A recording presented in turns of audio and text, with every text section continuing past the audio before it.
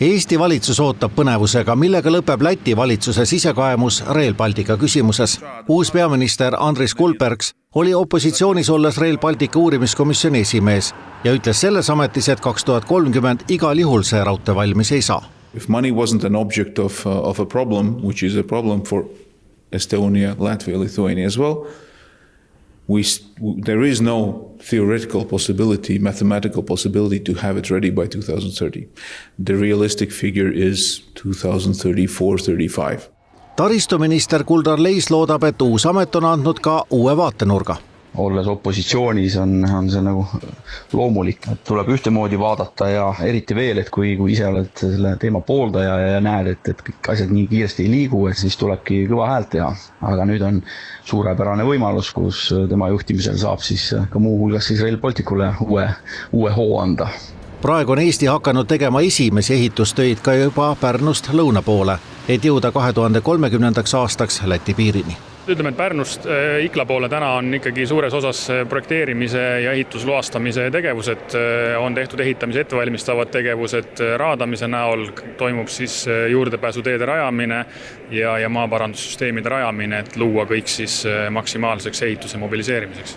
Hiljutisel transpordiseminaril ütles ärimees Tiit Pruuli, et ei ole mingit põhjust lõunapiirini ehitada. Kõigile, kes raudtee ehituse ja asjaajamisega praeguse asjaajamisega kursis on selge, et need tähtajad on umbes. Sellega seoses ei ole minu meelest näiteks mõtet vajutada ka pedaali Pärnust edasi Häädemeeste suunal raudtee ehitamisega. Me kuumendame ehitusturgu ilma aegu üles, hinnad tõusevad ja sellest mingit kasu ei ole. Leisi sõnul on sõlmitud lepingutes võimalik Eestiski ehitusgraafiku muutmine, juhul kui Lätis raudtee vastu ei tuleks ning Pärnust Lätini ehitus sisuliselt seisma panna. Aga ta toonitab, et tegu ei ole Läti ega Eesti otsusega. Kui Lätist tuleb mingi teine sõnum, siis nad peavad seda ka Euroopa Komisjoniga kooskõlastama. See ei ole niisama lihtne meediale üks intervjuu, vaid see on ikkagi 3 Balti riigi leping.